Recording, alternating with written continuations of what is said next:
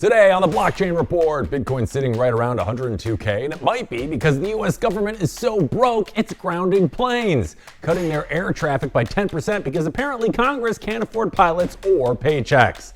A crypto analyst says the clock is ticking for Bitcoin's doom, saying its encryption could collapse in 2 years, which means your cold storage might need a warm upgrade. And Elon Musk says Tesla's next big reveal is a flying car, which makes sense because at this point the only way his roadster is showing up is by air.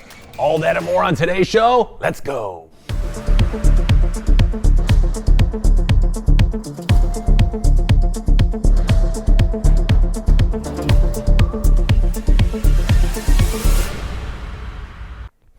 Good morning, my Bitcoin boys and girls, and welcome back to another episode of the Blockchain Report. I'm Hank Hudson coming to you live from San Francisco, California.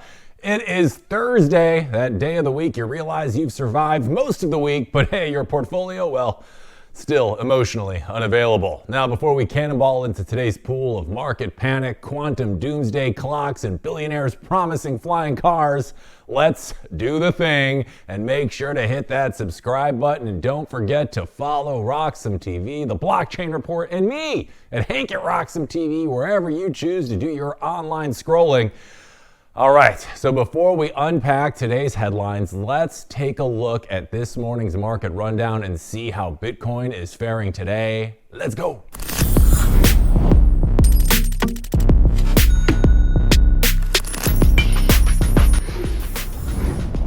All right, so it has been a wild week. We saw Bitcoin go beneath that crucial 100K mark just a few days ago, but it looks like 100K is proving some pretty steady support right now. Currently, we're at about 102.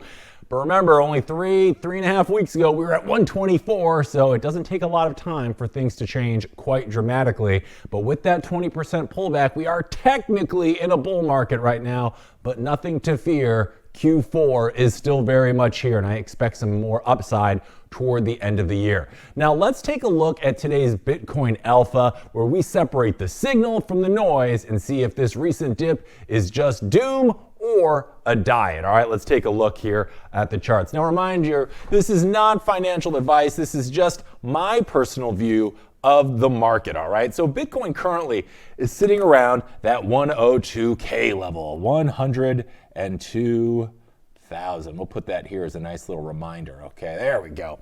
Now, and today we're breaking down three key metrics that tell us the real story: the moving averages, the revived supply, and ETF flows, okay? So let's jump in with this first chart here.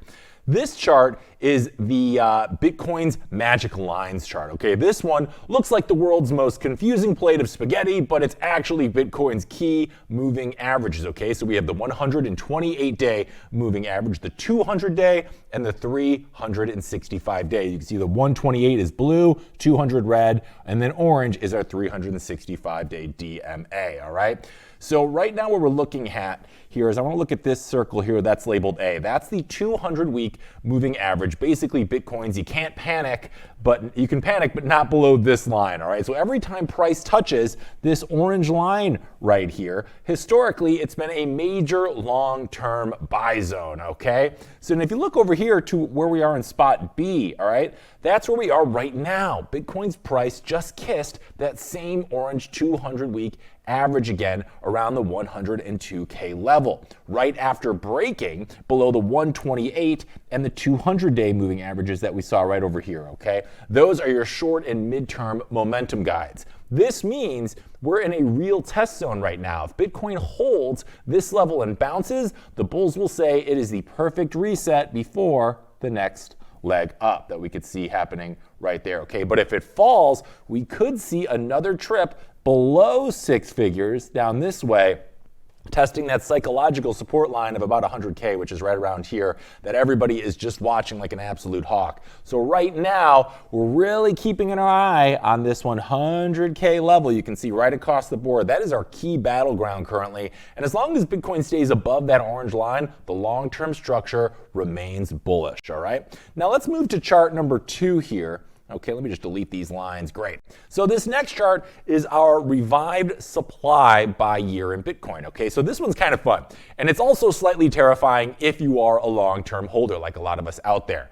This chart shows how much old Bitcoin, or coins that have been sitting still for years, are suddenly moving again. Now, each color band is a different age of coins that are waking up, okay? So let's take a look around 2017 and 2024 right now. Those are the two biggest spikes that we've seen, okay? That means a lot of people who bought at the last cycle top in 2017 are finally selling again. And some of the most recent bull phase from 2024 are joining in and selling as well. You'll also see a tiny bump from back in 2013, okay? Those are the OGs who apparently remembered their seed phrases just in time to ruin sentiment. So we've seen some little bumps here, here, and here, right? But here's the key to this thing, right? It's not all panic selling. This looks more like a healthy distribution across multiple years, not one big dump by early adopters. So yes, coins are moving, but you can see it's pretty spread out. I mean, we've got, 4 years in between here. We've got 7 years in between here. And that's what you want to see in a maturing market, okay? So if you're looking for the takeaway from this chart, what I can tell you is this isn't a capitulation spike. This is an orderly reshuffling, all right? So nothing too bad here. Now let's go to chart number 3. This is our Bitcoin ETF daily flows chart, all right?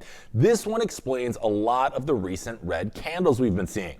So each bar here shows ETF inflows and the outflows. So green, as you can see here and here and here, that is money in. That's money coming into the market. And red, that's money out. We're seeing a lot of money out in these charts right here, okay? So right now, as you can see in this big cluster here, that is 6 straight days worth of outflows. Over $2 billion has left Bitcoin ETFs in less than a week, all right? Yesterday's outflow was actually the smallest at 137 million. You can see it right there, which could be a tiny glimmer of stabilization happening in real time. But it still means big institutional money has been hitting the eject button as of late, and that's what's weighing on the price right now. ETF panic, not fundamentals. So what we want to see is those red bars. We want to see them start fading. We had a good start yesterday, and we want to see them turn neutral and flip back into green. So hopefully the next thing we'll be seeing are green bars going something like this here, which means more money is going back into Bitcoin ETFs. Once that happens, that's your confirmation that institutional buyers are stepping back in the arena. All right, so what I want to see here is we don't want to see this again. We want to see more of this. All right, so let's zoom out here and kind of put together what all of this actually means. Okay, we're holding the 365-day moving average.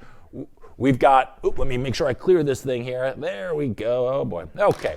So we're holding the 365-day moving average. We've got revived supply showing normal rotation and ETFs bleeding out, but not bleeding out, but slowing down, all right? So that all points to a market that's fearful, but not exactly broken. Now, if Bitcoin can hold above the 100K mark that we're seeing, it's a bullish reset. If it loses that line, it's another liquidity sweep before the next rally. Either way, weak hands are getting tested and strong hands are quietly stacking in the background. The longer that Bitcoin stays above that 6-figure mark, the more bullish the long-term outlook is going to get. All right, we're going to take a quick break, but when we're back, we're going to be going back to the desk and start this morning's bull run where we go over the top stories of the day, and boy, do we got some weird ones today. So stay tuned, more blockchain report coming your way right after this. Are you interested in effortlessly growing your Bitcoin portfolio? I sure am. And the Bitcoin credit card by Gemini earns you Bitcoin back on every purchase. You can use it like any card. Buy lunch, your gas, your weekly groceries, and you'll earn up to 4% back instantly in Bitcoin or one of over 50 other cryptos straight to your account. All that with no annual fee, and right now you can grab a $200 Bitcoin welcome bonus. It's the easiest way to start building your Bitcoin stack. Just go to Gemini.com and learn more.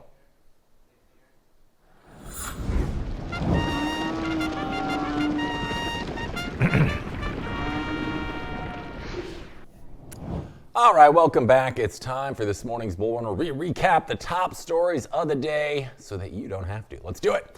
First up, because nothing says first world government quite like grounding planes because Congress can't agree on who gets health insurance subsidies, the U.S. Transportation Secretary Sean Duffy says he's ordering a 10% cut in air traffic at 40 major airports starting this Friday unless lawmakers end the now 37-day government shutdown.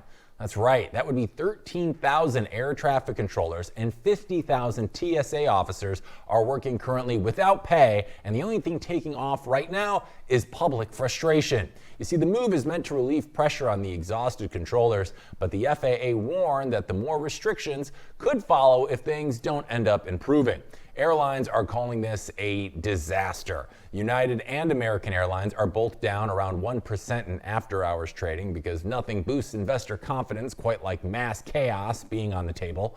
Industry groups say over 3.2 million passengers have already been delayed or canceled since October 1st, and that number could balloon if the shutdown drags on. Now, the FAA says if the gridlock continues, it might have to close parts of U.S. airspace entirely.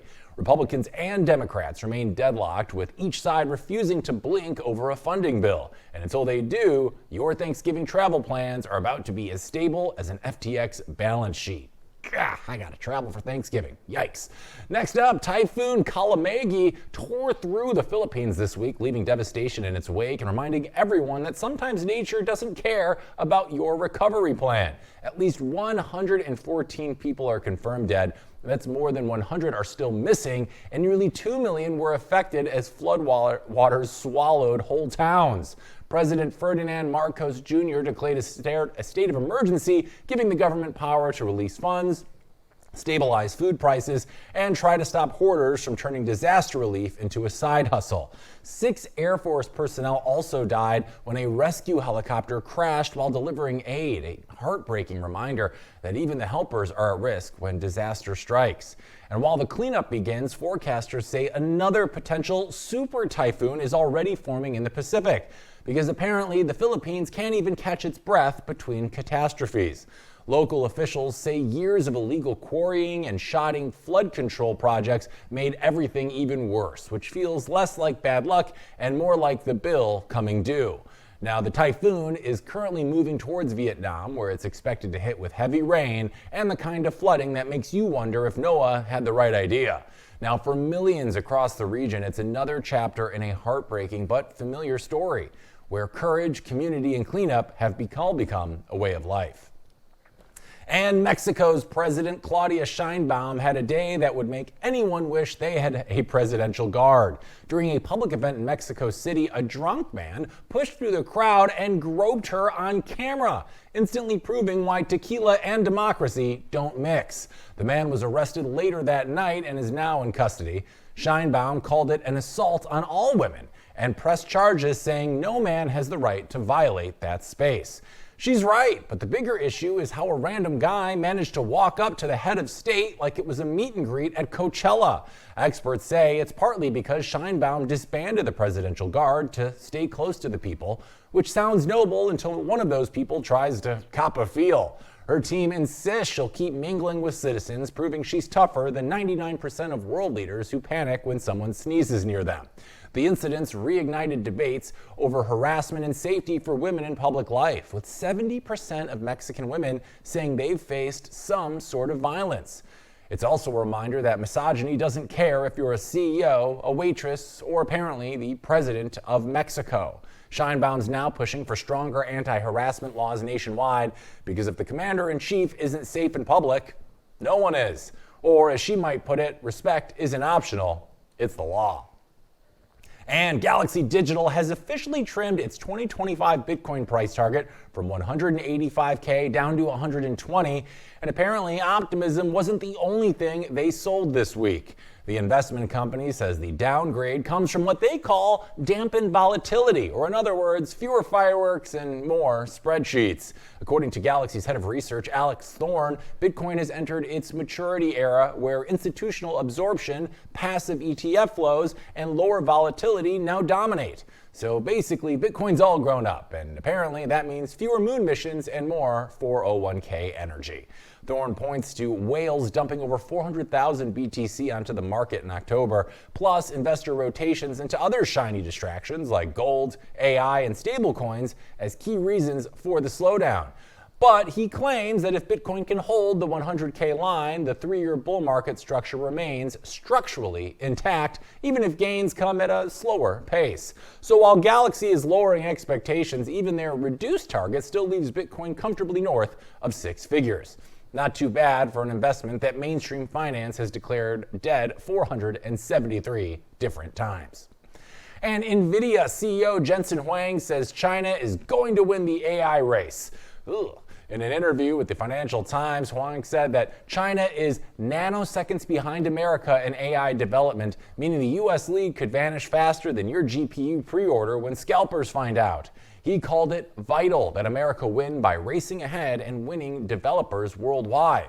Or in other words, please buy more NVIDIA chips before Beijing does. Now, Huang's comments come as the U.S. and China continue their tech Cold War, fighting over AI supremacy and semiconductor access, with NVIDIA caught awkwardly in the middle like the kid in a messy divorce. Last month, Huang told developers in Washington that the U.S. can win if the world runs on NVIDIA systems, which sounds less like patriotism and more like product placement. Meanwhile, Donald Trump said NVIDIA's most advanced Blackwell chips should be reserved exclusively for Americans, because nothing protects national security quite like making sure the rest of the world has worse graphics. Huang, however, argues that banning access to China could backfire, costing the U.S. access to half of the world's AI developers. And he's probably right, because if there's one thing history has taught us, it's that trying to stop innovation with paperwork usually ends up in paperwork. So while Washington argues about chip policy, Huang's out here running a $1 trillion company that's literally building the tools for both sides. In the AI arms race, NVIDIA is not choosing sides, it's selling shovels in a gold rush. And according to one analyst, your Bitcoin might have an expiration date, and it's scheduled for March 8th, 2028 at exactly 11:23 a.m. Because apparently, even in the end of crypto, there is punctuality now. Crypto analyst Charles Edwards says quantum computers could theoretically decrypt private keys, protecting every Bitcoin wallet on Earth, and yes, that very much includes yours. He's basing this warning on something called the quantum doom clock, which uses qubit growth curves and error rate data from IBM and Google to predict the exact moment your wallet becomes decorative. Right now, the estimate says we're about 2 years and 4 months away from Q-Day, the day a quantum processor hits 1,673 logical qubits, enough to run Shor's algorithm and nuke Bitcoin's encryption. Now, if that happens, crypto ownership could disappear seemingly overnight, a $2.5 trillion economy erased by math. That's like Y2K, but this time, the computers end up winning. The model comes from cryptography expert Dr. Richard Carback and entrepreneur Colton Dillon, who apparently had enough free time to calculate the apocalypse to the minute.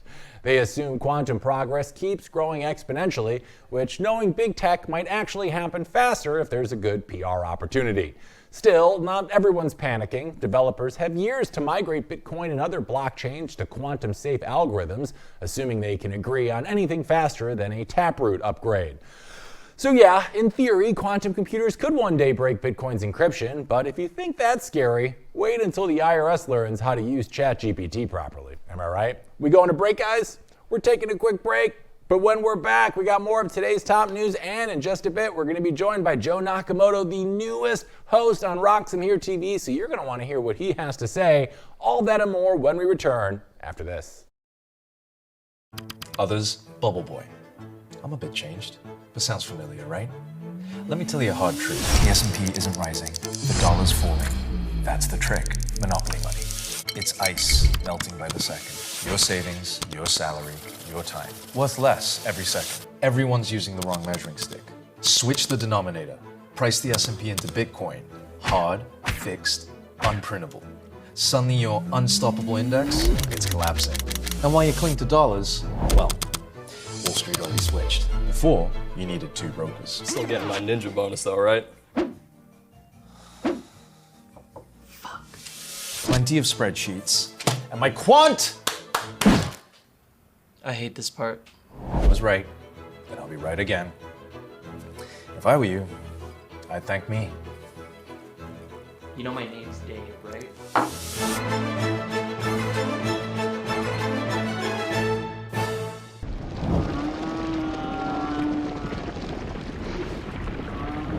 All right, welcome back. It's time for more of this morning's bull run. Now, as many of you are aware, the flash crash we experienced about 3 or 4 weeks ago has been kind of the talk of the town recently. But while everyone else is panic selling, Metaplanet is doing what real Bitcoiners do, and that's taking out a loan against their stack to buy even more. The Tokyo-based company borrowed $100 million secured by part of its 30,823 BTC reserve, worth about $3.2 billion, to double down on the dip. The loan was issued under an existing credit facility with a floating interest rate tied to the US dollar. Now, they didn't say who the lender is, but they made it clear that the pledged Bitcoin represents only a small fraction of their holdings. Or in other words, they're not risking the farm, just taking a victory lap with the tractor. Proceeds will go toward even more Bitcoin purchases and their Bitcoin income generation program, which uses reserves as collateral to earn option premiums. Or in other words, they're stacking Satoshis and collecting yield while everyone else is doom-scrolling liquidations. Some of the loan might also fund a share repurchase, depending on market conditions, which is corporate talk for we might buy our stock if it stops tanking. Metaplanet shares have cratered 81% since May, even though the company is still up 30% year to date. The company says it's maintaining a conservative management policy despite the optics of borrowing 9 figures to buy a volatile asset. Now, honestly, that's the most Bitcoin thing ever said by a corporation. They're now the 4th largest public Bitcoin holder behind Strategy, Mara Holdings, and Jack Mallers' 21. Their goal to hold 210,000 Bitcoin by 2027, that would be exactly 1% of the total supply. Now, if they pull that off, they'll be the first company in history to own an entire percent of Bitcoin not named Strategy. Now, my friends, that's not a dip buy. That is what we call generational conviction. And Robinhood, the app that made trading look like Candy Crush, just reported a 129% year-over-year jump in trading revenue. And the biggest driver, crypto. According to their latest earnings report, crypto revenue jumped 300% in Q3 to $268 million, helping total transaction-based revenues hit $730 million. In total, Robinhood brought in $1.27 billion in revenue, beating Wall Street expectations of $1.19 billion, with earnings per share at about 61 cents, well above estimates. So yeah, apparently buy the dip worked out for someone. Options trading also rose 50%. Equities trading doubled, and the company now boasts a record 26.8 million funded customers. Their total platform assets hit $333 billion. That's up 120% year over year. CFO Jason Warnick said the company added 2 new business lines, prediction markets and Bitstamp, each now pulling in about $100 million annually. They also expanded into Europe, launching crypto perpetuals and stock tokens via Arbitrum, plus acquired Canada's WonderFi exchange for $179 million. So, in summary, Robinhood's making more money off of crypto than stocks, which means somewhere a traditional banker is angrily yelling tulips into his Bloomberg terminal. And while Robinhood users' base still skews meme heavy, that kind of crypto-driven growth proves one thing: the revolution is in fact profitable. And Elon Musk is back in the news, and he says that Tesla's next big product demo will be unforgettable. And given his track record, that could mean either revolutionary or still waiting in 2035. During an interview with Joe Rogan, Musk said Tesla will unveil a flying car prototype, possibly before the end of the year. Because when you're a decade late on the Roadster, the logical next step is to make it airborne so nobody can ask where it is. He told Rogan, "We're getting close to demonstrating the prototype." Then added that the new demo will be so wild, it could be the most memorable product unveil ever. Apparently the car combines, crazy guy. Apparently the car combines crazy, crazy technology, which in Musk speak could mean anything from ion thrusters to 4 Teslas just duct taped together. He also quoted his friend Peter Thiel, who once said the future was supposed to have flying cars, not 280 character wars on X. So now Musk says he wants to deliver one. And to be clear, the market for flying cars right now is really something called EVTOLs. It's an electrical vertical takeoff and landing vehicles. Companies like Joby Aviation are working on them, claiming they'll make transportation cleaner, quieter, and safer. Musk used to mock flying cars, saying they'd be noisy, dangerous, and possibly be guillotining people. Apparently, that was before he decided to sell them, of course. And yes, the Roadster he promised back in 2017 still hasn't shipped. Even Sam Altman canceled his pre-order last week after waiting 8 years. So when Musk says this next one's almost ready, let's remember, so was the Cybertruck for 4 years. And Miami's own Francis Suarez says he's not worried about Bitcoin's recent dip because apparently he's up 300% on his Bitcoin salary. And yes, this might officially make him the happiest mayor in America. Speaking with Fox Business, Suarez said he started taking his paychecks in Bitcoin back in 2021, back when the average voter still thought crypto was a cartoon frog. He says he was paid when Bitcoin was at 30,000, which means he's up around 300% even after Bitcoin slid under 100K this past week. When asked if the volatility worries him, Suarez said, nah, I'm more concerned with the macro impact of having a store of value that people actually trust. And that's right. While most politicians are worried about polling numbers, he's worried about monetary code. Suarez also said he's focused on the evolution of DeFi, crypto, and AI, not daily price swings. He called Bitcoin a store of value that people have faith in, which in politics, let's be real, that's saying a lot. Now, to be fair, Suarez's math might be a little fuzzy. He says he got paid at 30K, but Bitcoin was already around 64 at the time he made the announcement. Still, the guy has been publicly bullish on Bitcoin since back in 2020, and unlike most politicians, he actually put his money where his mouth is. So while DC is still debating stablecoin bills written by interns, Miami's mayor is stacking paychecks like a HODL meme come to life. All right, it's time to see what our social networks are up to and a little socially awkward. Let's roll the stinger and get into it, guys.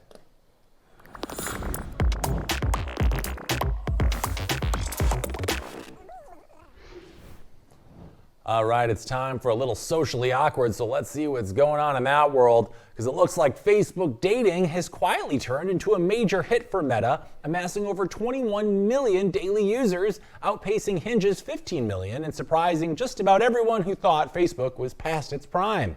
See, this was launched back in 2019. The free service let users create dating profiles directly inside the Facebook app and then match with others, leveraging mutual friends and shared interests. Meta says its built-in authenticity, users being tied to real profiles, has helped drive trust and growth, especially among users over 30.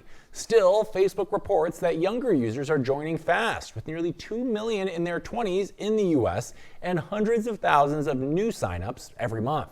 Now, Facebook's datings rise contrasts with the decline of other dating apps, as usage among people under 30 is up 7% year over year, even as the broader dating app industry continues to struggle.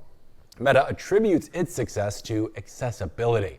There are no subscriptions, no paywalls, since the company makes money off of ad revenue across the app, not from in-app purchases. The platform is also leaning on AI-powered matchmaking tools, a virtual assistant that now helps users describe their ideal partner and then search for matches, while a new feature called Meet Cute sends one suggested match per week to reduce swiping fatigue. For those less trusting of AI, users can even invite friends to act as matchmakers and swipe on their behalf. Facebook executives say that dating, along with marketplace and groups, represents the future of the platform, a shift from algorithmic content feeds toward local and personalized experiences. Now, it might not be glamorous, but in 2025, Facebook has somehow reinvented itself, not with metaverses or VR headsets, but with used couches and second chances at love. We're taking a quick break, but when we're back, more of today's top stories, and in just a bit, we're going to be joined by our special guest of the day, Joe Nakamoto, to talk about his new show right here on RoxomTV. So we're going to take a quick break, but when we're back, we'll have more coming your way right after this. Matters. Zappo Bank. The only way to bank your Bitcoin. Apply now at zappobank.com. Some call me Chicken Little, others Bubble Boy. I'm a bit changed, but sounds familiar, right? Let me tell you a hard truth. The S&P isn't rising, the dollar's falling. That's the trick, monopoly money. It's ice melting by the second. Your savings, your salary, your time. Worth less every second. Everyone's using the wrong measuring stick. Switch the denominator. Price the S&P into Bitcoin. Hard, fixed, unprintable. Suddenly your unstoppable index, it's collapsing. And while you cling to dollars, well, Wall Street already switched. Before, you needed 2 brokers. Still getting my ninja bonus though, right? Plenty of spreadsheets. And my quant! I hate this part. I was right, and I'll be right again. If I were you, I'd thank me. You know my name's Dave, right?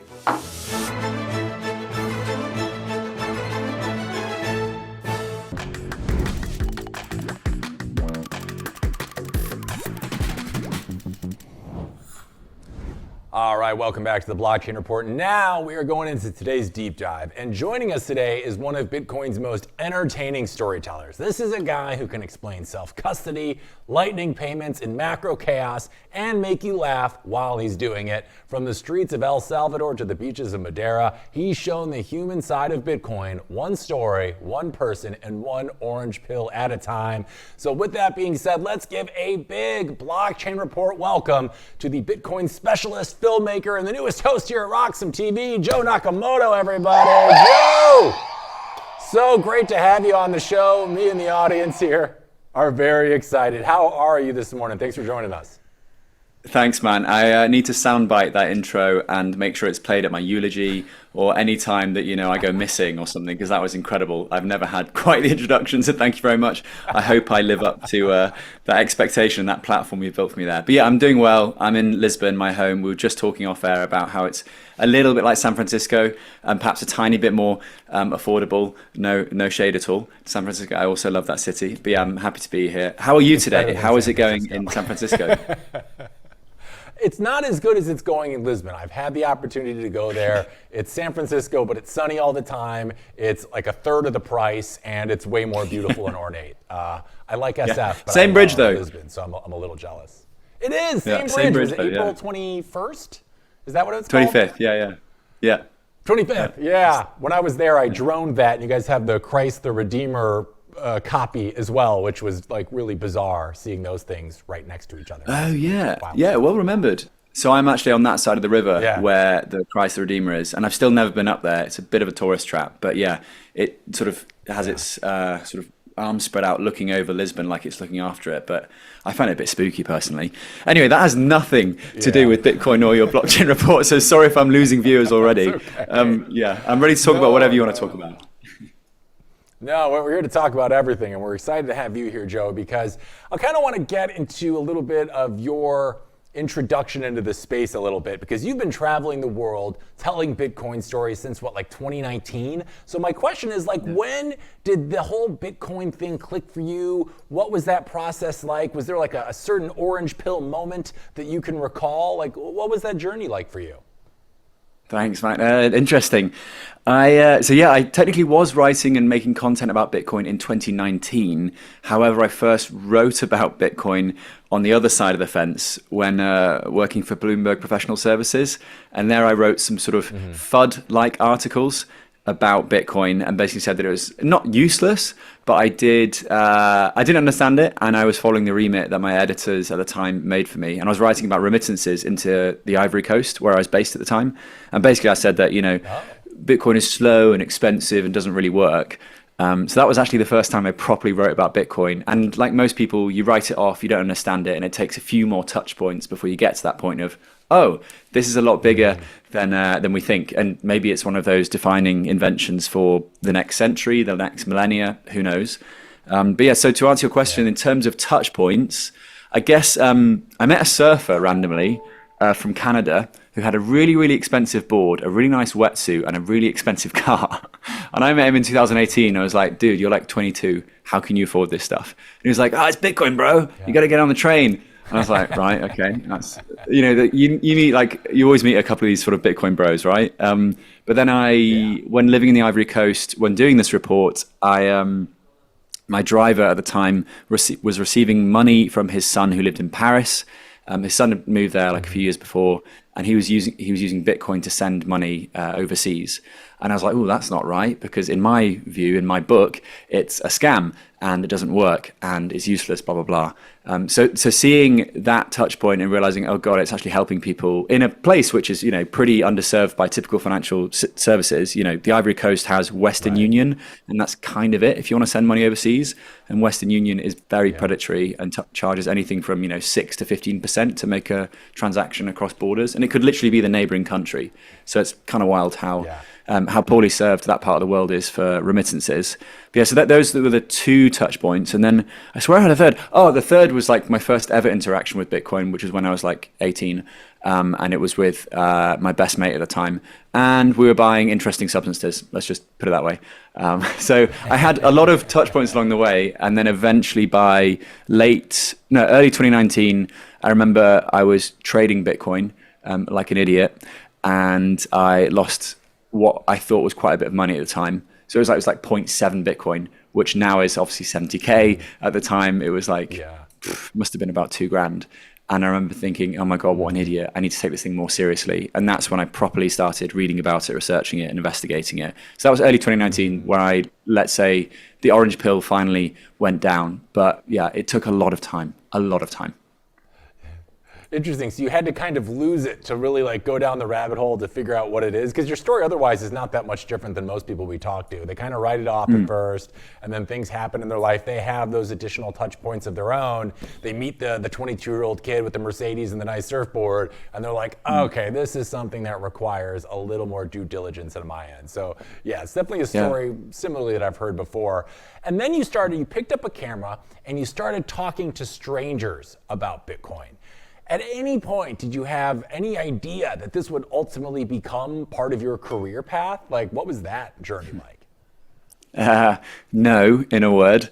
And to expand on that, I mean, it first started out as because I was already a journalist in the sort of financial services space. I was putting together economic reports on interesting countries. So I was based in Trinidad and Tobago for a year. I was based in the Ivory Coast, like I mentioned, for about 9 months. I lived in Morocco, Serbia, Tunisia. I actually can't remember the place I've lived in, which is really odd. But that was how my sort of 20s went. And along the way, I also got more interested in video journalism because you could just see that was the future. And also it was a way of sort of distinguishing myself and making myself known. Like, you remember faces often more than you remember what you've written about. On top of that, I'm not the best writer in the world, and I'm happy to hold my hands up there. So I had this sort of experience, right, before I came into the crypto space. I say crypto because, I don't know what's happened there. Oh, you're showing my YouTube. That's very kind. Thanks. When I was, as I was getting into the crypto space, rather, I started working for Cointelegraph, and I was really unsure about the general crypto space, right? I thought that a lot of these companies could be fly by night. They might disappear overnight. And it's true. Like, every cycle there is another company that explodes. There is another supervillain exposed in the crypto space. And so I was a bit tentative before fully committing to working in that crypto space. And this was in 2020 now. So initially I started writing for these companies on a freelance basis, like DAP Radar was one of them. And then it was Cointelegraph. And then eventually I became full-time at Cointelegraph. And while at Cointelegraph, I basically said, listen, I'm interested in more video stuff. And they tried me out on a couple of things. I liked it. I think they were happy with the product, I guess, because the first video I did, I think the first ever video I did for Cointelegraph was at the World Economic Forum in Davos, which might have just sent chills down the spines of some of the people watching and listening.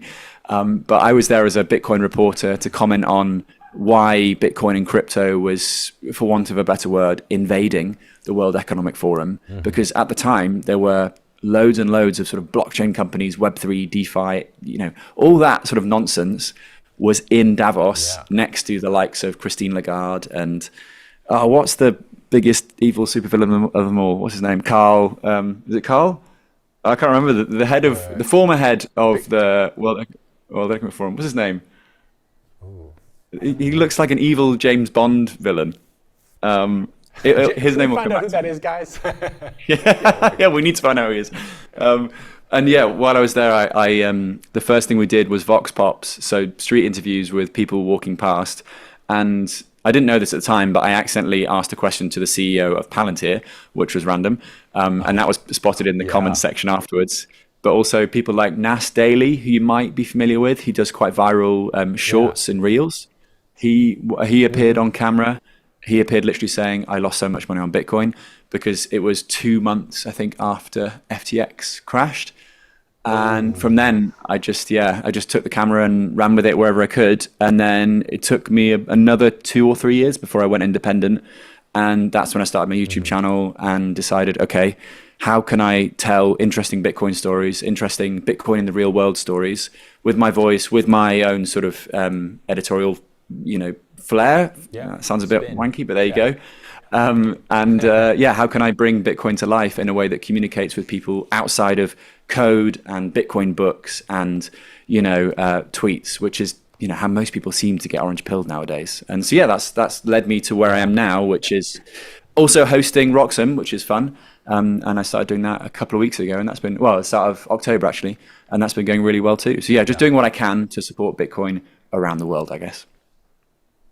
Yeah, no, and we're super excited to talk about your new post at Roxom in just a second. But what I love about your journey as a video journalist is, as opposed to like just a regular journalist, video has that ability to capture unexpected moments in time, right? And people's reactions to things, and it's just this whole different beast. And it sounds like you've ran into quite a few people. You said the CEO of Palantir, which is pretty crazy. Would you consider that maybe your most memorable encounter while spreading the gospel of Bitcoin? Or is there maybe a different moment that sticks with you today through your, journeys of orange pilling the world?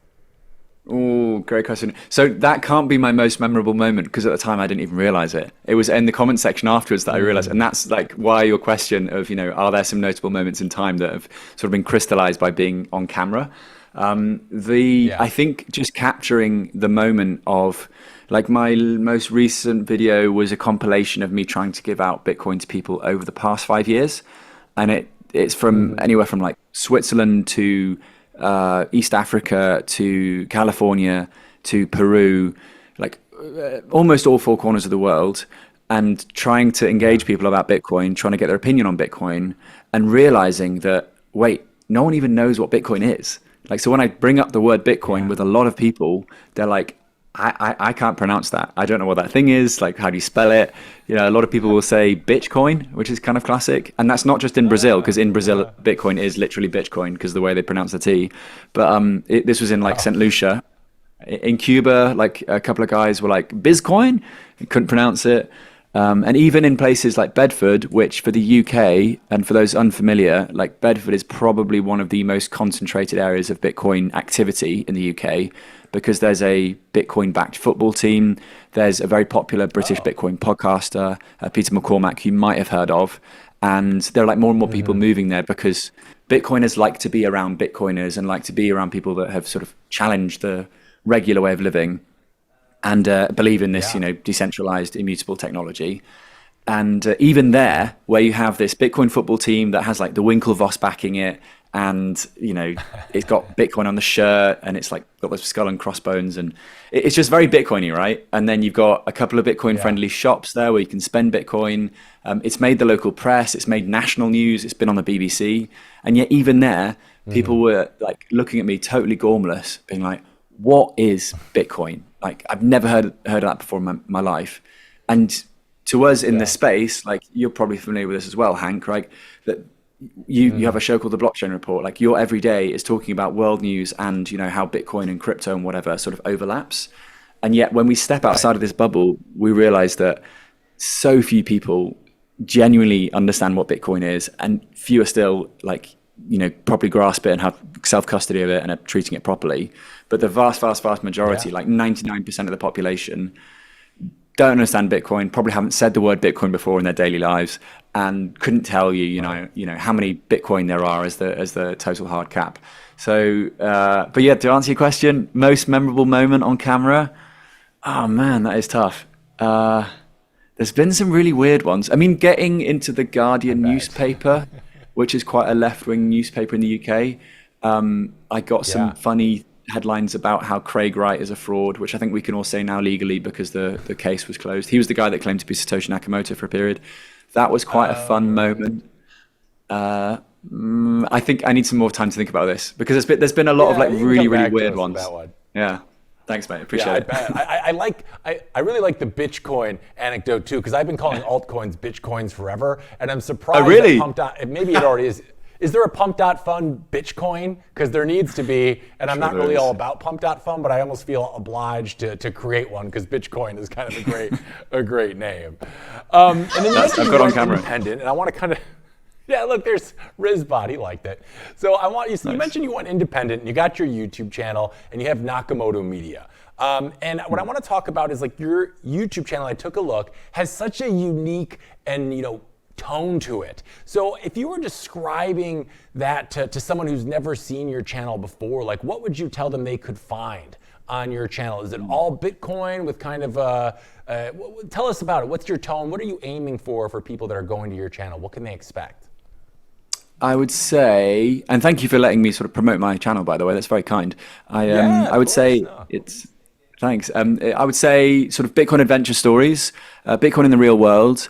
And also I try to use my voice to highlight why crypto is 99.9999999% a scam. Like one of the videos I did that did quite well recently was I flew to Hong Kong and interviewed a lot of people that were at an ordinals conference. And you don't need to know what ordinals are because like many of these crypto bubbles, they have their huge run up and their spike and then they pop and then everyone forgets about them. But for me, it was another moment in time where ordinals were the phase. Lots of people were creating these ordinals projects. A lot of them were doing 100x's, and now a lot of them have gone to zero. And as part of this sort of why crypto is a scam video, I interviewed a bunch of founders who talked to me about their project, and they all claimed on camera, oh, it's decentralized, oh, it's immutable, oh, we won't change the code. And then I would sort of play with them a bit during the interview and try to charm them so that they would change the code for me.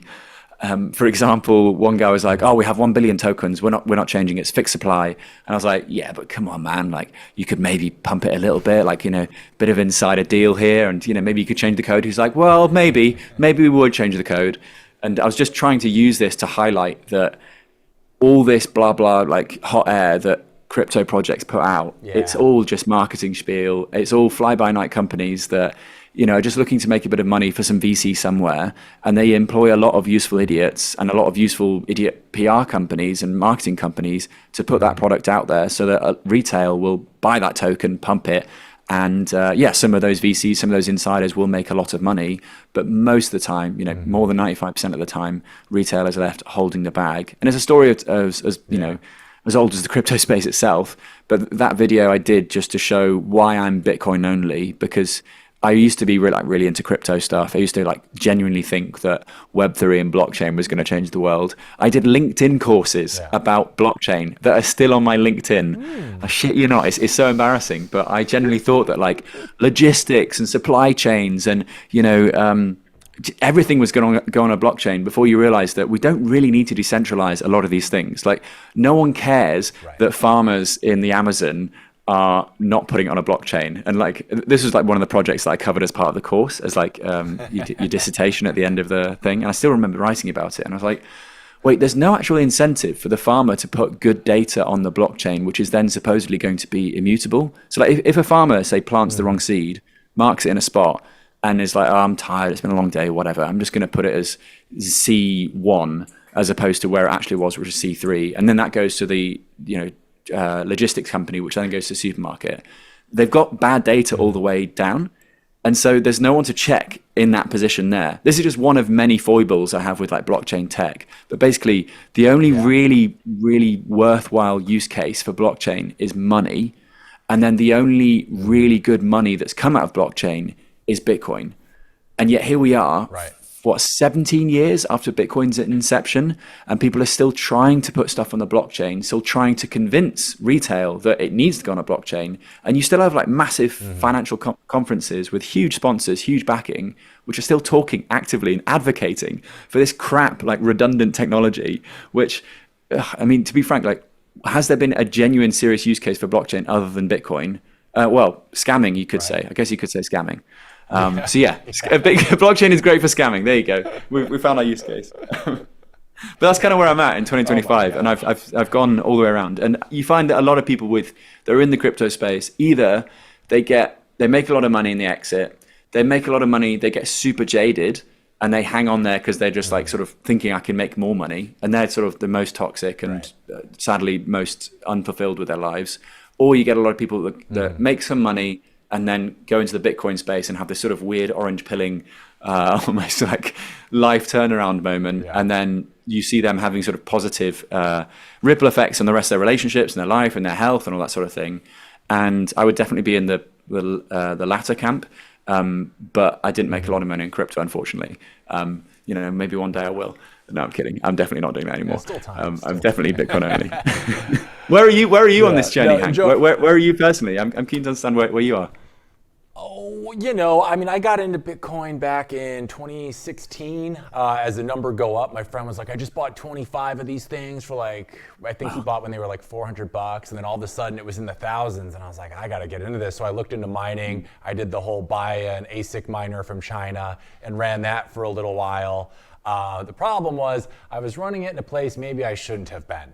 And I ran it for about 2 months, and then I felt trouble brewing, and I said, I'm cutting the cord on this game. But then that was like how I initially got into it, and then I was, trading XRP or Cardano was really hot topic back then. And just similar to a lot of people's journeys, over time you realize I'm just waiting for these to do anything. And Bitcoin seems to be the only one progressing, or that seems to be legit. So I kind of funneled my way into being of a Bitcoin maxi of my own.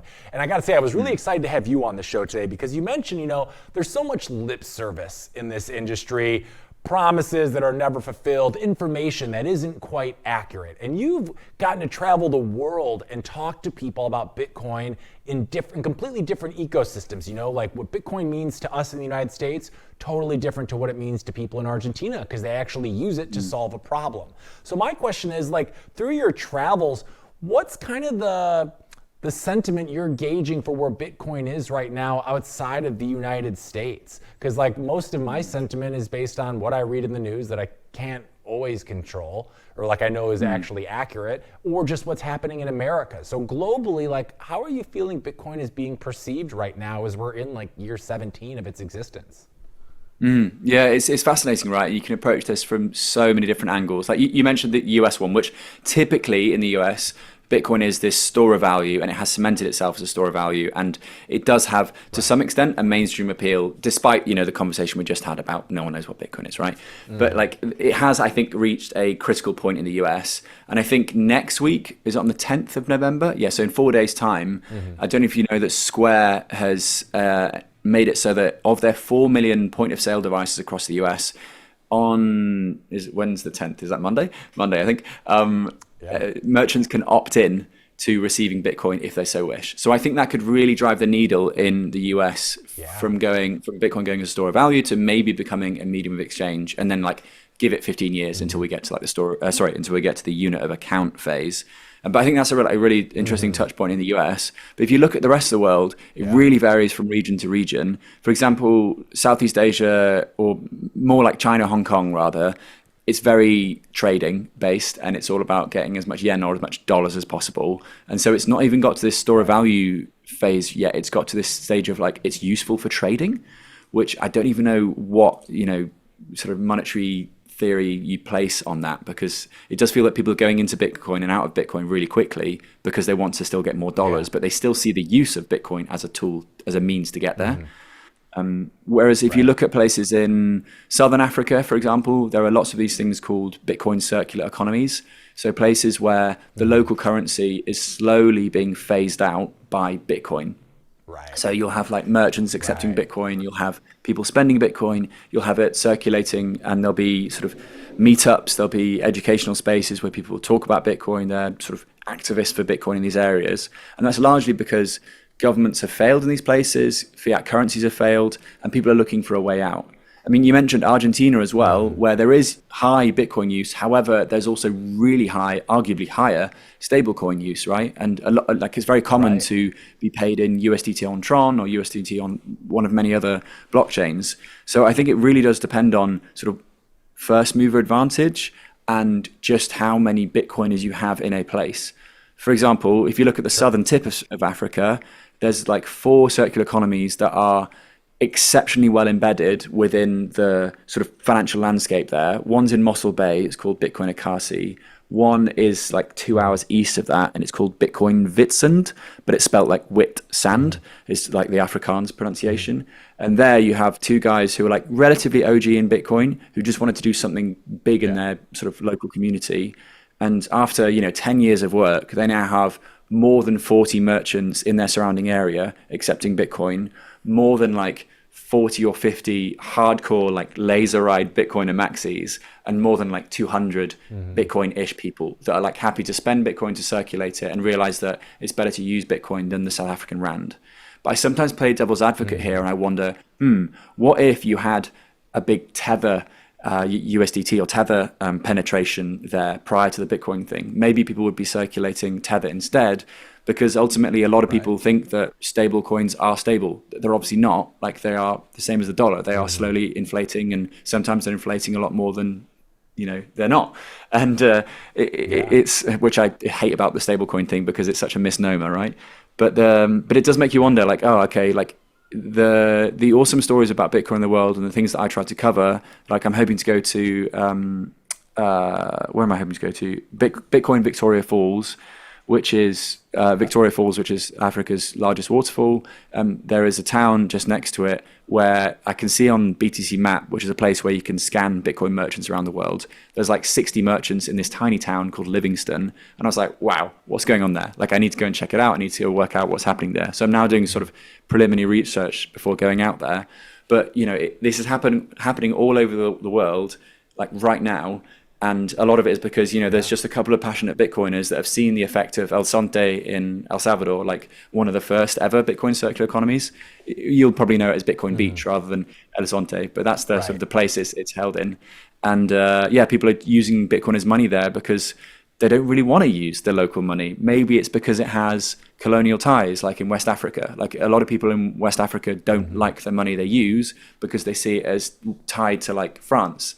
And it's true, because it is literally pegged to the euro, and even the designs on, for example, the West African franc are designed in Paris. They're not designed in West Africa. So like it's an awful sort of it's just a crap currency. And I totally understand why, if people are presented with an option or an alternative, maybe it's even a better alternative, they might be persuaded to use Bitcoin instead. But the stablecoin thing, it's always I don't know, it's a bit of a question mark for me, and I do wonder sometimes if we are getting way too cozy with stablecoins, and we should really try to circulate Bitcoin more, particularly if we genuinely believe, like, for those people that have like 90% of their net worth in Bitcoin, and they're not spending Bitcoin, they're just spending the 10% that is dollars or pounds or euros or fiat. Like, why are they not circulating Bitcoin if they have the rest of their net worth in it? And that's something that my content tries to speak to as well, because I generally try to make the case that Bitcoin is cheaper to use, faster to use, more private to use. It supports the network. And it also says to fiat money, hey, I see you suck. I want to use a better tool, and it is Bitcoin, and I'm going to keep using it. So that's kind of my shtick, Yeah. No, I get that. That's what Jack Dorsey's been saying for a long time now. Why, him and the team at Square have been so ardent about getting this to the masses, because he's always said, Bitcoin will not reach its, destination or end of its journey unless we are using it as a method of transaction day-to-day wise. So it can't just be a store of value. It's supposed to be more than that. And it's interesting to hear how other people in the world are coming up and creating these Bitcoin economies. Like I'm sure you're familiar with Isabella Santos. She's over at Island Mujeres, and I know she's Bitcoining that entire island.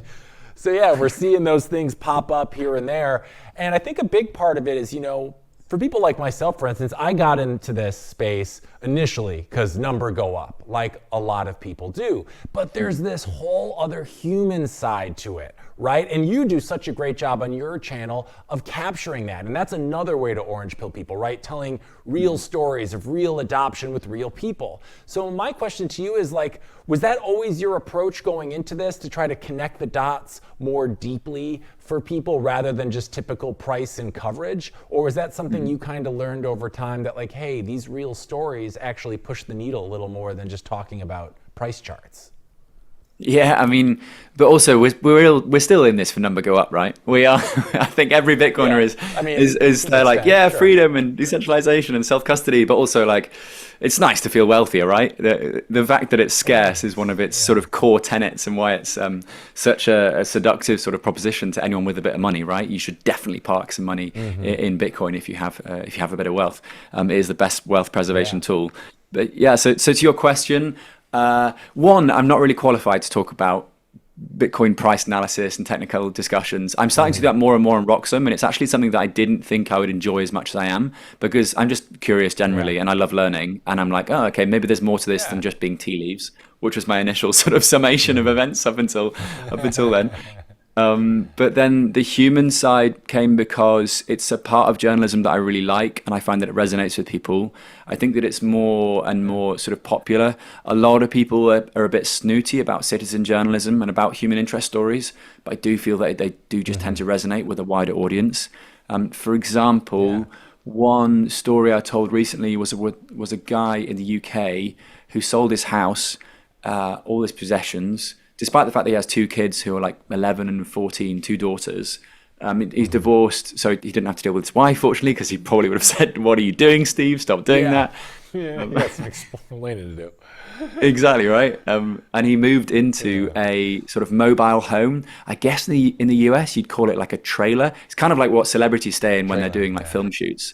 And on that trailer, he installed like 5 solar panels, and then he had a shed, which he also installed solar panels on. Bear in mind, this is just outside London, like one of the greyest parts of the planet, and yet he still installed these solar panels, and then plugged in 3 Bitcoin miners, one which is under the house, one which he can move around the house with these tentacles that sort of come out of the Bitcoin miner.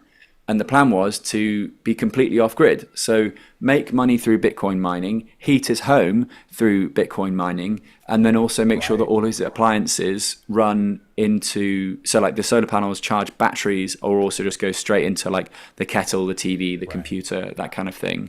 And I basically told this story and called it Off-Grid Steve.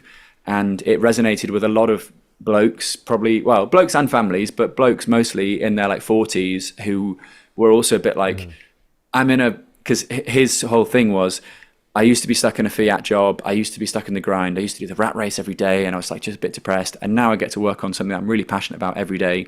Yes, it's pretty eccentric, yes, it's a bit out there, it's not for everyone, sure, but he's clearly, he just comes across as quite happy, quite laid back, and quite comfortable with the decisions he made, even though they are sort of slightly outlandish decisions. However, the point is, it's not the sort of story that's going to splash over Bloomberg or the Financial Times tomorrow, but it is the sort of thing where people can find themselves daydreaming and be like, Bitcoin is kind of cool in the way that it's given this bloke absolute freedom. He's tested something which a lot of people probably weren't familiar with. You know, people didn't realize that you could use Bitcoin mining heat as a way to heat a home, or to, well, he uses it to dry his clothes, for example. He just points the Bitcoin miners at his clothes on like a clothes rail. And, you know, it sort of scratches the surface of another one of those unexpected and unintended consequences of Bitcoin growing and the network growing. Like, I could talk at length about Bitcoin miner heat and Bitcoin miner heat like usage. There's a company in Finland, for example, that treats Bitcoin mining. I need to get this right. So they treat the Bitcoin that they mine as waste, because what they really want is the Bitcoin mining heat generation. It's mad. So like they tried it out in a paint factory in Germany as like a proof of concept, and they basically plugged in a bunch of Bitcoin miners and they already had cheap electricity because they had, I guess, industrial rates for it being a factory or like a warehouse setup. And then they used that heat to like underfloor and around the warehouse to keep it warm over the winter. And then the Bitcoin that they mined was just sort of surplus. They didn't really need it, because Bitcoin mining is literally surplus. Electricity. Yeah. I mean, you probably found this in 2016, right? When you plugged your miner in, like your room got hot, and obviously it's loud too, but hot. Yeah, I was like, if only we could find out a way to repurpose how damn noisy that thing was. Then we're really talking. I need to start like a day spa that's all powered by Bitcoin miners that are like pumping air into the hot tubs and the friggin' spa or something. You joke, but they're doing that in New York. They're doing that in New York. There is a spa in New York that's powered by Bitcoin mining. Yeah, it was like 18 months ago, I think this story broke. And it's, again, one of those things that it's not going to go mega viral on the BBC or whatever, but it's kind of interesting just to see that, Satoshi's invention 17 years ago is now heating a day spa in New York. Just mad. Or it's heating an entire town in Finland. It's heating this guy's house in London.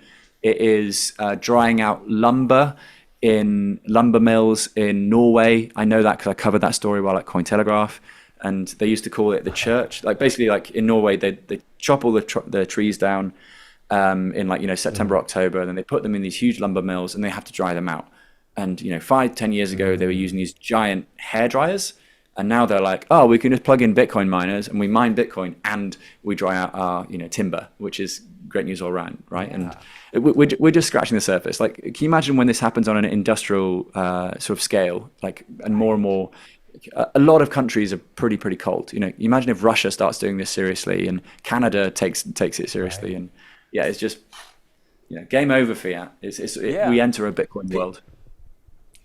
Yeah, people are learning there's other alternatives and opportunities out there, and Bitcoin has even been like an escape hatch for many, like your buddy who, sold all this stuff and now he's just operating 3 Bitcoin miners. Like and that's kind of speaks to how Bitcoin, I think, kind of changes people's mind and how they think they should live in a lot of ways you might not necessarily have anticipated when you just got into it for number go up, right? And you've even mentioned yourself when I was doing my due diligences that Bitcoin changed your own worldview. So now that you're going to be part of the Roxom team, what do you want to bring what about that worldview are you hoping to bring to these new and extended audiences you'll have access to as part of the RoxomTV family? Nice. So what do I want to bring to Roxom? I mean, the main thing that I want to bring is interesting voices in the Bitcoin space that perhaps don't get the airtime that they should, purely because they are doing these human interest style things, which don't necessarily get mega clicks because everyone wants to hear about suffering and pain and Bitcoin crashing and this kind of thing. Whereas a lot of the stories that I cover are people turning their lives around, living better lives, making better choices, thanks to Bitcoin. So far the guests I've had on have been that kind of character.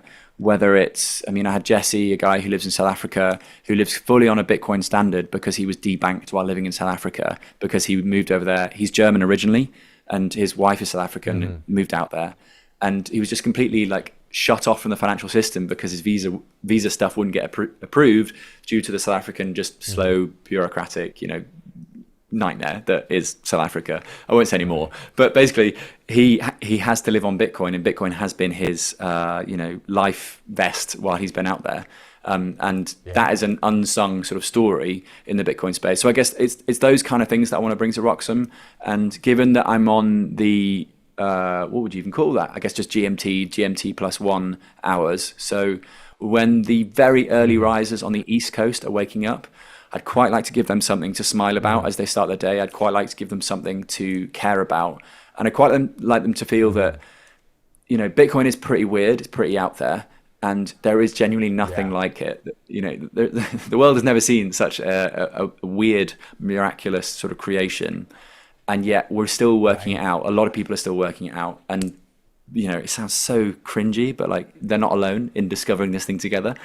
And, hopefully through the stories that I share, through the voices that I introduce them to, they will feel a bit more resolute, and they'll have a bit more conviction.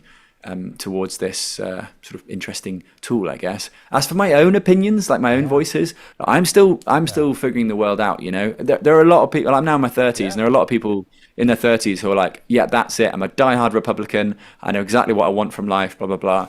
And I'm still feeling a lot of things out, and still trying to work out how to live, where best to live. And I mean, like this year, I experimented with like a new sport. Like I did an Ironman a month ago. And it was one of those things where I was like, I want to just do this to learn about myself. Yeah, it comes across as a massive humble brag when you bring this off, and I don't know how else to bring it up in any other way.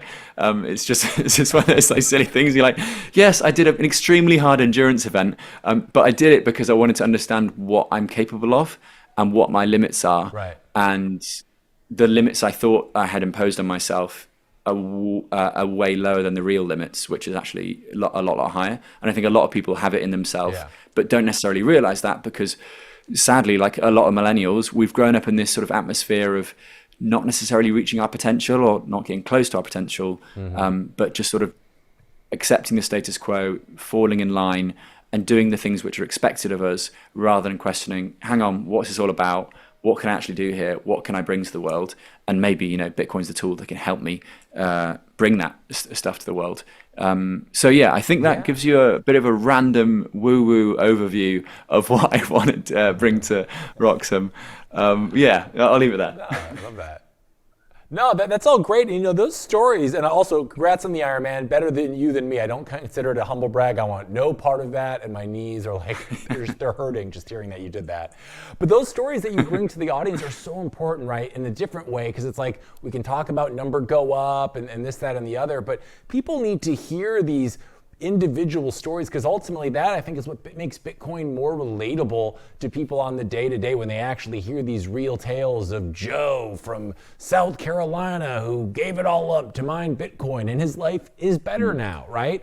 So that, I think, is such an important way to introduce people to this space, because like you said, there's so many people, they don't even know what the hell Bitcoin is. And part of our job is orange pillars out there is showing how this makes our lives better in more ways than just we're preserving our wealth, right? And I think your stories are very much a part of that. So that's super exciting. And you said it's been going on for a while now. They haven't even told me this here at the network. So I'm sure there's plenty of people already that are like, Joe's show has already started. What time is it on? When can we find it? Like, tell us about that. I want the short and skinny. Thanks, man. Yeah, sure. So every Monday and Tuesday, the Eastern time, I'm going to get this wrong, it's about 4 or 5 a.m. Because on top of that, you know, the clocks have just changed, and the clocks in Europe changed, I think, 2 weeks before the clocks changed in the US. Absolute madness. Like, I don't agree with Vitalik Buterin on a lot of things, but the one thing I do agree with him on is that we should definitely abolish daylight savings, because it does not make sense. Why do we do this?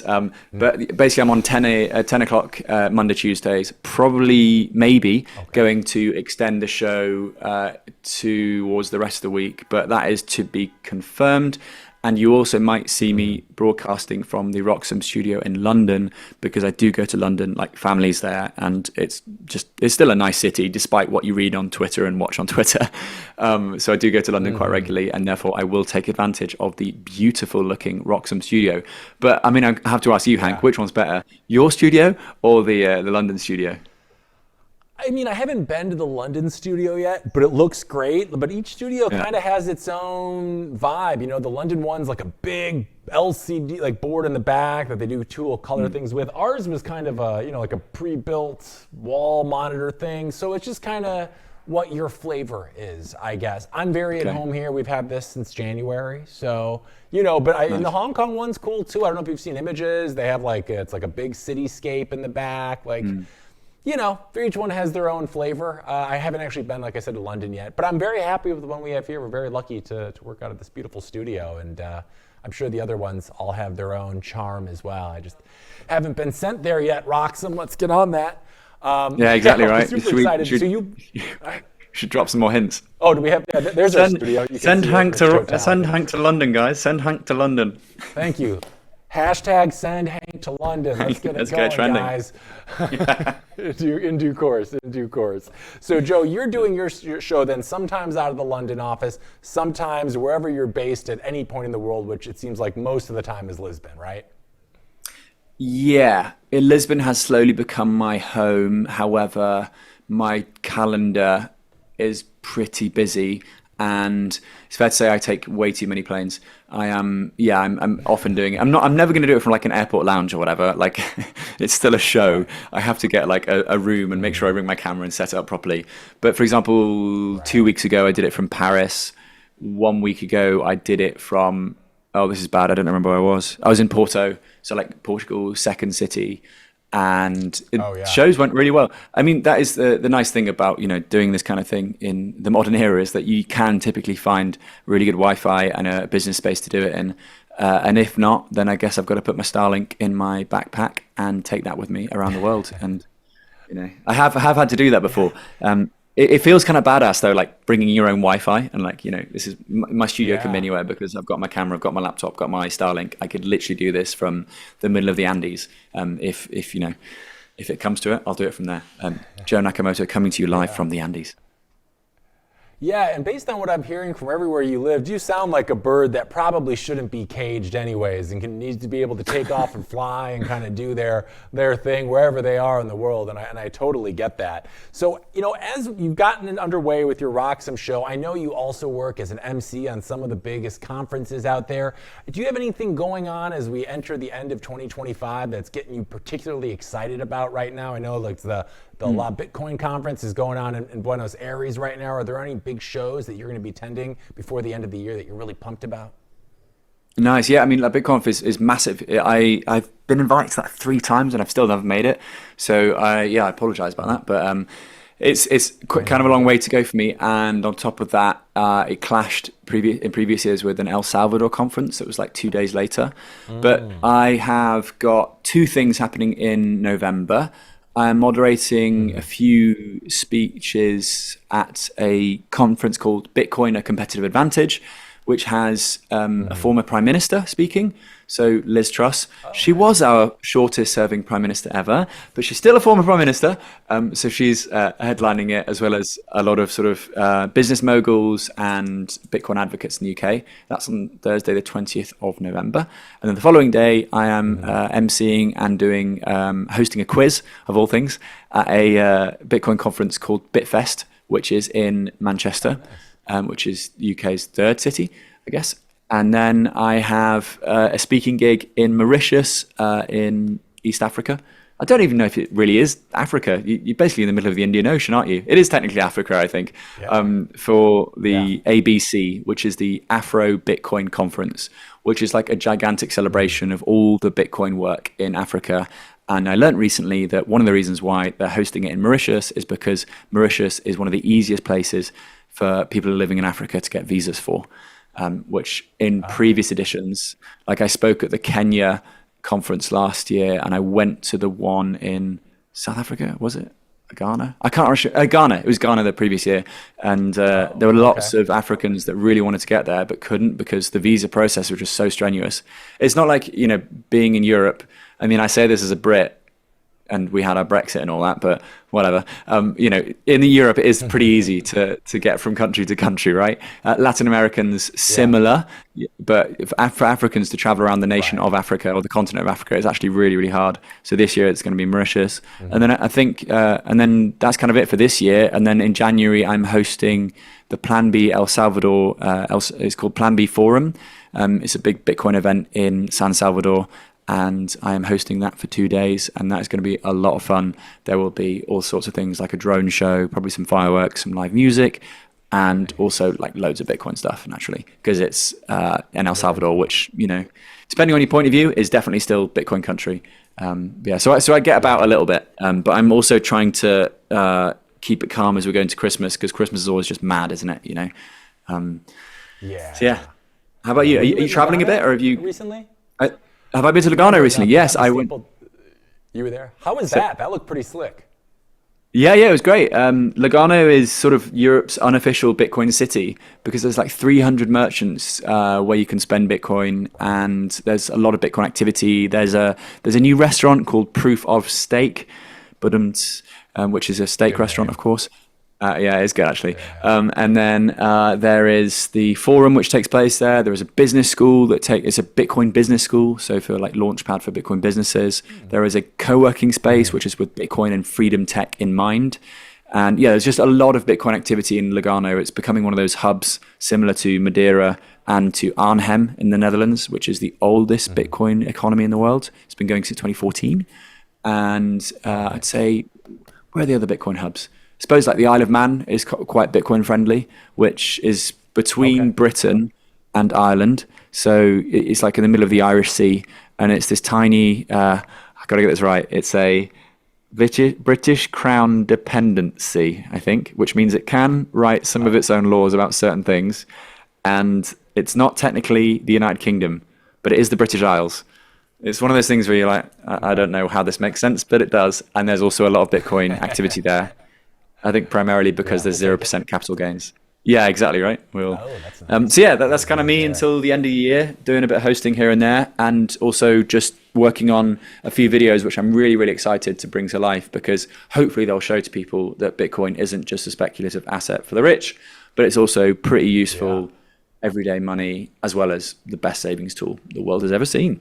Is that kind of the one thing that you wish maybe more people, like specifically in the Bitcoin media, got right? Like that it's not just about like getting rich or getting lots of money. That like, I guess maybe rephrase this. What would be like the one thing you wish more Bitcoin media got right? Because you've gone independent, you can kind of do the stories that you want to do. Do you think there's something missing from most like Bitcoin media outlets right now that they could be doing better in regards of explaining this movement? Because everybody who doesn't know Bitcoin, like when I was talking to my parents and stuff about it, right? It's either like they think it's a Ponzi scam or whatever. What is big media not getting right about Bitcoin right now that you hope you're able to communicate through your video journalism of the Bitcoin space?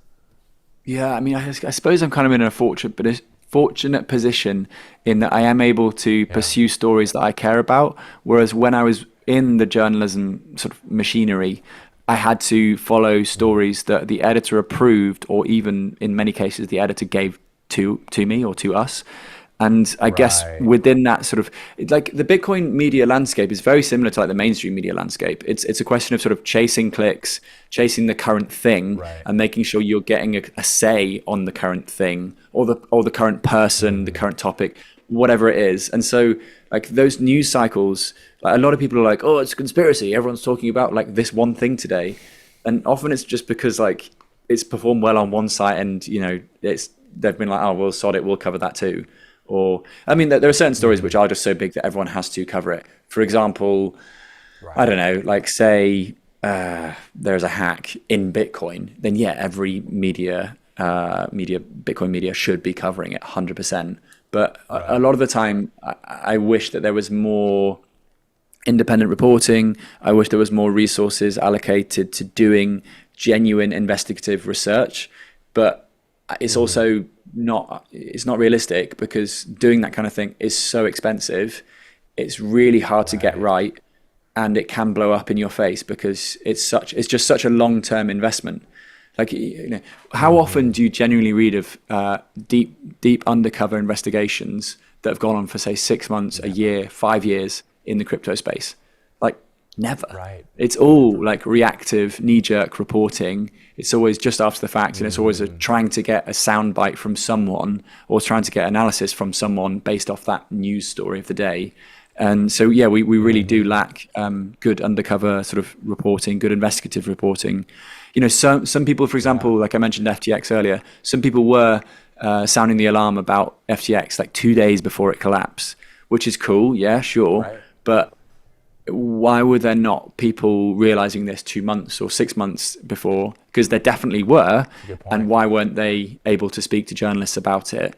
And it's because I don't think that our space has very good journalism generally, and it doesn't have very good sort of investigative journalism.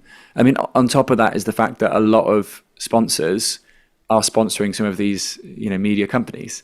And as a result, you're not going to get someone trying to do an expose on one of the companies which is probably sponsoring a lot of these, media companies anyway. That's just sort of the nature of it, and that's really corrupt and that's awful. But that's just how it is, right? So maybe I should change it. Maybe I should flip it on its head and say more companies should try to support investigative journalists, citizen journalists, people like myself, lol, who are trying to tell stories by themselves and trying to do it in a journalistic fashion. Like I do fact check, I do send my scripts to people to be checked over, and I do try to get everything as accurate as best as possible. And I do hold my hands up and say, hey, I've messed up here. Sorry. Let me write an addenda. Let me, publish something just to show that I've made a mistake here. But critically, like, it's really hard work. And I mean, that's also why there's not a lot of people doing it, right? Like, if you think of like big crypto journalists, like people might point to like Laura Shin or Zach XBT, but like Laura Shin is sponsored by like 35 different companies. She's not gonna publish an expose on them. Zach XBT is a phenomenal on-chain analyst and sleuth. Actually, I can't say a bad thing about him. Actually, he is just very, very good. There's The Rage, which is very, very good, run by Lola. She does some really good reporting.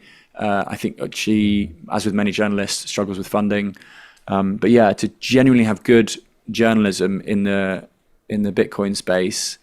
I mean, I thought naively perhaps that because we have Bitcoin backing this thing, there's going to be better journalism because there's going to be low time preference and people are going to think about it more, clearly. But a lot of people that worked at, for example, Bitcoin Magazine, just do not pump and dump. They do like, what do you call it? Like breaking news tweets every 2 minutes about things which isn't breaking news, and be like massive breaking and like, this is huge. It's going to, trillions incoming, institutions are coming, all this sort of nonsense. And you're like, you are supposed to be a journalist. Like, why are you doing this crap all day? And it's because they're chasing clicks, they're chasing the algo, they're chasing virality, as opposed to chasing accuracy and some semblance of truth. And so, yeah, I guess in a way, I'm also a bit disappointed by the state of Bitcoin and crypto journalism. And that, we can definitely do a lot better as an industry, which is also partly why I wanted to leave Cointelegraph in the first place, because I did just get really fed up of how news is broken. Were you online the day that Cointelegraph did that tweet about the US ETF, BlackRock ETF has been approved, and then they were like, actually no, it hasn't been approved. Oh, sorry, they changed the tweet to say reportedly. Do you remember this? You do remember, no? Oh, jeez. Vaguely. Man, okay. That's wild though. But they were like, breaking, BlackRock approves the US ETF, and then they were like, edited the tweet to say, breaking, BlackRock reportedly approves US Bitcoin ETF. And I was just there like face palming so hard seeing this thing like transpire on Slack. And I was just there like, oh my God, I must leave this. And then it happens in every company all the time, just because it's not, it's not amazing journalism. What can I say? No. And I'm also not the best journalist myself, Yeah. Go ahead, sorry. Go ahead, sorry. And that's kind of the problem. Is like it's really an indictment on where we are in like the current media landscape, because everything's got to be right now, and we prefer clickbaity stuff over the real stories. Because you were saying like no one does long form investigative journalism because nobody has the time or the resources to pay someone for 6 months to do one story. And then it may or may not get clicks, but I've got 6 months of a person's time, efforts, and the money that costs to go into this one story that might not even get a lot of traction, right? So it's like, that's why I think right now, especially, independent journalists, whether it's video or otherwise, are so important, because people trust people. We no longer trust corporations, because like you said, people have these sponsorships or whatever that very much navigate how and what they can report on, because they're beholden to whoever who's giving them money to do what they're doing. So independent journalists like yourself that's why they're so important now more than ever. And I think they're gaining so much traction in the world, because one-to-one I can trust a lot easier than I can trust one-to-one with also this big conglomerate behind them, right? And it's just like, it's such a different space. So it's almost not journalists' fault. It's just that's the era we live in right now. So speaking of the era we live in right now, I want to turn to camera 3 here to chat with you, Joe, because what we do here on our show here is this has been an unfounded era in terms of Bitcoin. This last year, 2025, is the cycle still a thing? And this, that, and the other. So we decided let's have fun with it. And on the right side of our screen here, you can see some of our favorite guests and their price predictions for Bitcoin by the end of this year. So this is all for fun and games. This is not financial advice. But we're asking you, just like we did everyone on this list, The clock strikes midnight this year, December 31st, 2025. Where do you think Bitcoin's price will be at and why? And just for some context, you can see what some of our other guesses were. We got Knut Svanholm with the guess of guesses. He predicts 443, God willing. But then on the more conservative end of things, you can see we have Christine Lee. We got Grant Cardone at around 134. I was thinking 142, but this was all before that flash crash of a few weeks ago. So given where we are now, it's November 6th. Where do you think Bitcoin's price will be at the end of this year and why? And to sweeten the deal, whoever gets closest, we're going to send a Roxom Patagonia to, which you'll probably get anyways, but it's always better to have two than just one. So where do you think we'll be for fun and games at the end of this year? I love this. Okay, and yeah, I absolutely want that Roxom Patagonia. Are we talking like vest, like I work in finance sort of thing? I think that is an option. Yeah, we'll have to see. They sent us like a catalog once. There's like the nice jackets. Beautiful. There's even hoodies too. I think you can get your pick of the litter. Yeah. Wow, Roxom is not messing around, are they? That is amazing. Yes, I want it. The swag. Yeah. Okay. Yeah, I want it. All right, well, take your time. Yeah. I mean, I'm actually thinking of going really, really conservative, purely because if we think about what Bitcoin has done over the past 18 months. There's been no like incredibly huge like visceral moves, you know. It's always been like, okay, if we go up by like say 5K is like a huge day, and so I don't think we're going to have like several 5K days until the end of the year. I think we're going to have like we just broke below the 200-day moving average, was it? One of the like crucial things that when we go under that, we tend to trundle along it for the next 6 weeks, and we broke under that like 10 days ago. So in my view, we've got another 6 weeks under that, which takes us basically to Christmas, at which point we'll be at like 118K again. So basically the question for me is, because I'm confident we'll be around 118, 120K by Christmas, what is going to happen between Christmas and the 31st, which is only, 6 days? So I think realistically, we've got to go for a meme number, and no one has taken 121, have they? I don't think they have. No. So I think 121...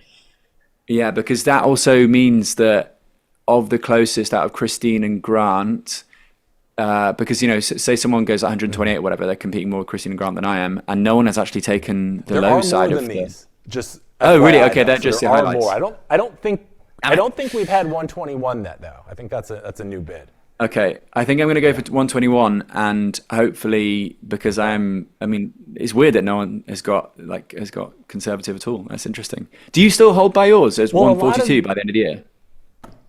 I think I did this, So we started doing this probably about 4 months ago. So a lot of these, you know, some people we were at near all-time highs. So, you know, there's some definitely different factors at play here time-wise. I feel like 142 is still doable. I think that if we can get a little clarity, there's a lot of macro noise going on. We can get this government shutdown done with the United States. That's a big step. If we can get some actual clarity on this China-US tariff debacle, I think that's going to be a huge catalyst. And November traditionally has been the best month, I think, for Bitcoin overall. Does history repeat? Usually rhymes. I don't know. Bitcoin always does the exact opposite of what you would expect it to do. So, but I'm going to stick with my 142. I think it's possible. I don't think we're going to be seeing any Omega candles, to your point earlier.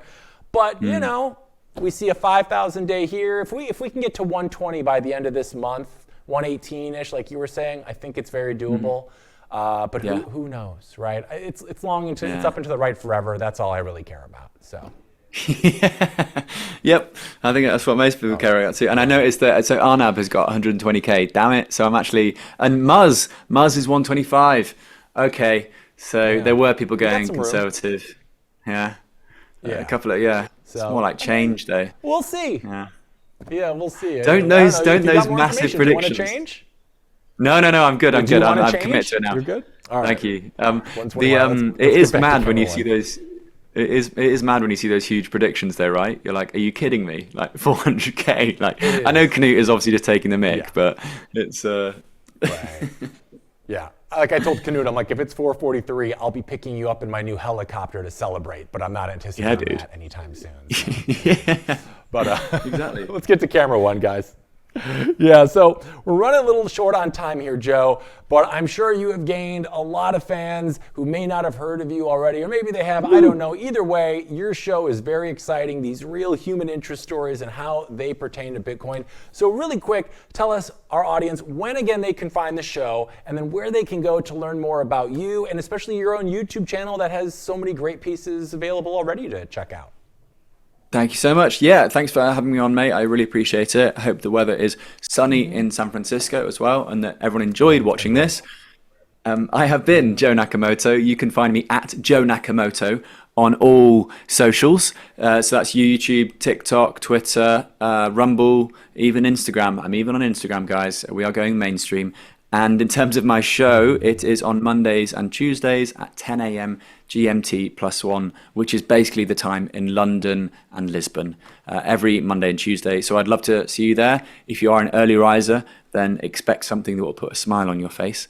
And yeah, I'm really looking forward to doing more live shows with RoxomTV. And like I said, find me on Joe Nakamoto. And I suggest that the first video you watch when you go onto my channel is Africa's off-grid Bitcoin mines.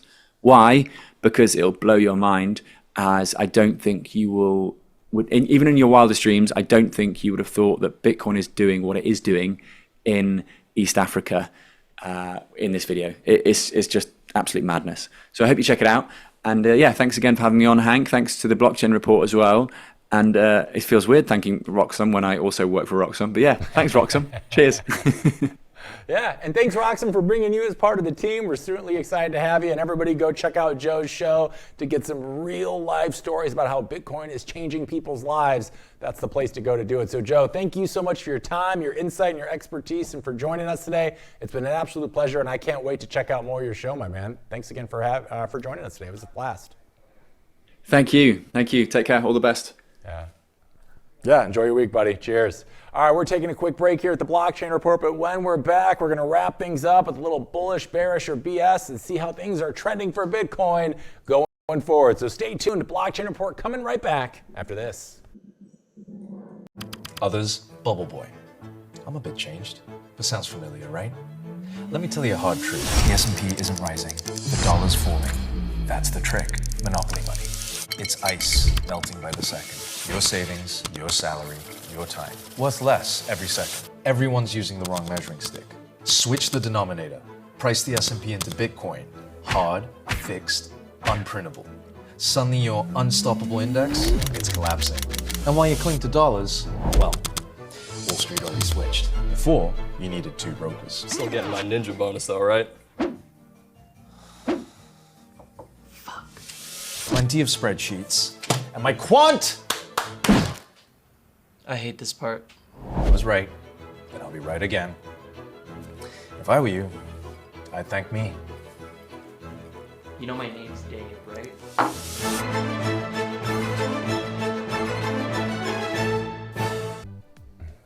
Wish you could grab cash without selling your Bitcoin? Yeah, same. But hey, that's why Ledden exists. They're the global leader in Bitcoin-backed loans. Over $9 billion issued since 2018 with a perfect record protecting client assets.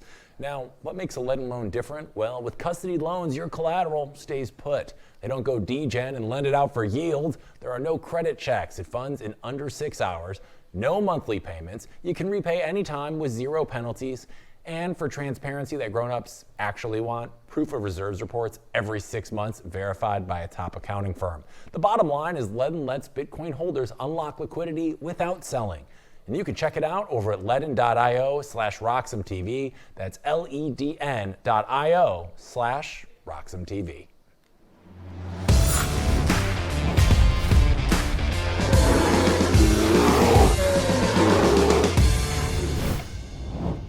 Alrighty, it's that time, boys and girls, for Bullish, Bearish, or BS. This is where we recap today's top stories and see how things are looking for Bitcoin. Let's do it. First up, the U.S. government is cutting 10% of air traffic at 40 major airports because Congress can't agree on a budget.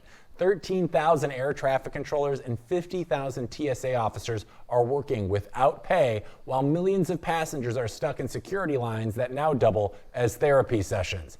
Airlines are warning of safety risks, flight delays, and mass chaos if the standoff continues, which in D.C. is just known as Thursday. I'm calling bearish on this one. This is bad news for markets across the board, no matter what way you slice it. Travel chaos means lower consumer confidence, weaker airline earnings, and risk-off sentiment spilling into pretty much everything, including Bitcoin. When the U.S. government grinds to a halt, investors rush to dollars and bonds, not decentralized assets. Long-term, yes, it's more proof that traditional systems are totally dysfunctional, but short-term, Bitcoin dips when chaos hits commerce. So when Congress can't fly straight, Bitcoin's turbulence follows. So I'm feeling bearish in the short term. Next up, we got crypto analyst Charles Edwards says quantum computers could crack Bitcoin's encryption by 2028. And he even gave it a doomsday countdown clock down to the minute. The so-called quantum doom clock predicts the moment quantum processors reach 1,673 logical qubits, which is enough to break every wallet on Earth. Great. Now, experts say if that happens before Bitcoin migrates to quantum-safe encryption, a $2.5 trillion digital economy could vanish overnight. I'm calling BS on this one. Quantum panic always makes for great headlines, but this is like worrying about asteroid insurance. Technically possible, but not remotely imminent. Developers have had years to implement a post-quantum solution for Bitcoin, and other open source networks will be evolving faster than IBM's press releases, so I'm not particularly worried about this right now. If anything, this kind of fear narrative just gives Bitcoin another long-term reason to innovate and harden, not to collapse. So quantum doomsday talk sells clicks, but not coins. I'm calling BS. Last one, we got Elon Musk says Tesla's next demo will be unforgettable, promising a flying car prototype before the end of the year. He told Joe Rogan it'll be the most memorable product unveil ever, which, considering the Cybertruck's history, could mean anything from revolutionary to still in production by 2030. The car supposedly combines crazy technology, which in Elon speak could mean ion thrusters or simply fewer delays than usual. I'm calling bullish on this one, okay? The reason is every time Elon stirs up the hype about futuristic tech, it reignites enthusiasm for innovation, risk-taking, and long-term tech optimism, all of which lift Bitcoin's overall sentiment. Flying Teslas might not directly impact the blockchain, but when the world feels futuristic again, Bitcoin gets treated like part of that future. Retail attention follows spectacle, and Elon's the best showman in capitalism. So that's bullish for vibes and bullish for price, because flying cars equal flying Bitcoin sentiment, baby. So today's score, 1 bullish, 1 bearish, 1 BS, which means today's mood market is a 3-way tie. 1 story spooking investors, 1 inspiring memes, and 1 that's basically clickbait in a lab coat. Government chaos adds short-term drag, but hype and innovation balance out the fear. So the overall read today, I'm calling it a BS day, leaning slightly bullish, because Bitcoin always finds a way to rise above the noise, and apparently soon, the traffic as well. So that's a wrap for today's show, everybody. As always, thank you for tuning into the Blockchain Report. We're here each and every day giving you the most up-to-date Bitcoin signal in the business. If you haven't already, do me and the network a nice little favor, and please subscribe, like, and follow to RoxomTV, the Blockchain Report, and me at Hank at RoxomTV on your platform of choice. And we will be back tomorrow, same time, same place, to wrap up the week here at the Blockchain Report. So until then, stay safe, stay informed, and always hodl on. See you tomorrow.